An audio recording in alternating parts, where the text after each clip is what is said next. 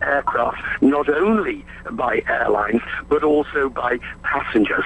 So what I'm seeing at the moment, it's a fly-by-wire cockpit. It's extremely modern.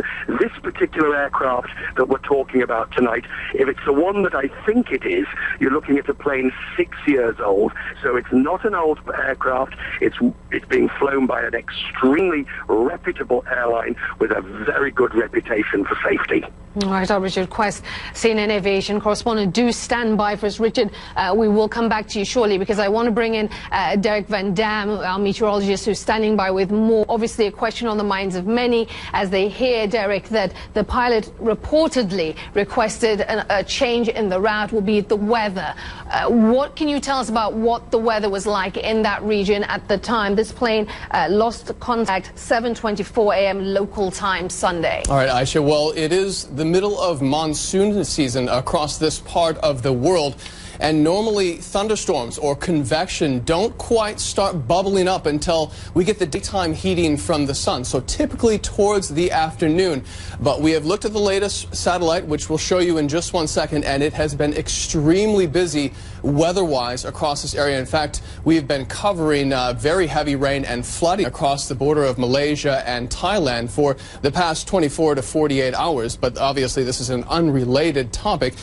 This is the flight path taking place from Surabaya to Singapore with AirAsia flight 850. And you can see just how far it made it before across the Java Sea before it lost contact. Now, if we go to the next slide, you'll see the exact same area. This is the Java Sea. Here's Singapore. Here's Surabaya. And you can see just how active the thunderstorms are across this region. Didn't matter that it was at 7:15 in the morning. We still had lines of very heavy thunderstorms, obviously giving the pilot good reason to redirect their route as they were flying north towards Singapore. But keep in mind that turbulence doesn't necessarily bring down an airplane. It usually leads to other human factors. We recall the Air France tragedy back in June of 2009. That was attributed to some form of bad weather, and unfortunately the pilot did make an error in rerouting the plane around the thunderstorm that developed, ultimately taking down the Air France plane. Now, of course, this is all speculatory of what's actually taking place. All of the information is so new with this particular instance here for AirAsia. But there's one thing for certain. This is a very active weather pattern across this part of the world. In fact, you can see this moisture flow that's just coming down from the South China Sea. This is a northeasterly wind that builds up all kinds of moisture, and then it reaches Singapore into Malaysia and Thailand, very mountainous part of the world. It takes that moisture, cools it, condenses it, and helps form those thunderstorms. And if the thunderstorms move across the Java Sea, where the plane was traversing, keep in mind there's a lot of updrafts with thunderstorms, and that can really throw around airplanes quite easily. We recall that, or call that turbulence, of course. And so this is our concern going forward, that the recovery efforts, if this is the case, is going to be hampered by additional bad weather. You can see just how active our precipitation forecast is across Singapore, and just to the south we have lots of rainy conditions and thunderstorms moving through the region. Again, this is monsoon season. We expect this type of weather this time of year, but it has just been consistent. In fact, we have rainfall totals going forward over the next 2 days, upwards of 100 millimeters near Singapore.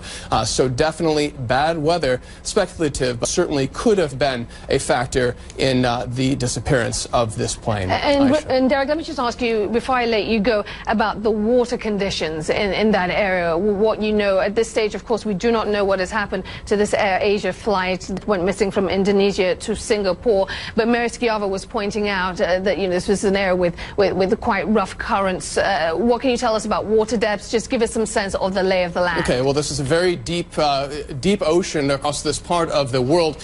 But one thing's for certain: when we get convective thunderstorms that develop thanks to the monsoon season across this area. It doesn't take much for the outburst of a thunderstorm to push up the waves and create very choppy conditions. So not only is the cloud cover overhead and the persistent rain and perhaps thunder and lightning hampering some of the efforts across that region, we've got to remember that on the ocean, if there are boats traveling to the last point of contact of this particular AirAsia plane, waves could be very choppy. And we're talking about 2, 3, even 4-meter waves possible with some of this wind-swept ocean currents from the thunderstorms moving through. Aisha. Right. Derek Van Dam closely monitoring this for us from CNN's International Weather Center. Derek, we appreciate it. Do stand by for us. If you were just joining us, we want to reset and tell you about the breaking news coming into us here at CNN that an AirAsia flight en route from the Indonesian city of Surabaya to Singapore is missing. An Indonesian transport official tells CNN flight 8501 lost contact with air traffic controllers early Sunday morning. To be precise, we are told that it lost contact at 7:24 a.m. Sunday morning local time.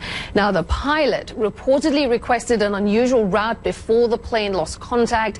The airline says a crisis center has been set up and search and rescue operations are underway. There are reports as many as 162 people are on board that Airbus 320. We want to put up a shot on our screen so you can see the aircraft, the type of aircraft that we're talking about. We have a picture of that Airbus 320. That's the kind of plane we're talking about, an Airbus 320. Indonesian TV reports that most of those on board this flight were Indonesians, I should say, with 3 Koreans, 1 passenger from Singapore, 1 from the UK and 1 from Malaysia, all on board. Now, we are standing by for a statement from the Malaysia Transport Minister. That should be coming into us any moment now, but it has not come through yet. Let me tell you about the statement that was released by AirAsia Indonesia a short time ago. It reads in part, "At the present time, we unfortunately have no further information regarding the status of the passengers and crew members on board, but we will keep all parties informed as more information becomes available." If you were just joining us and you're wondering about this airline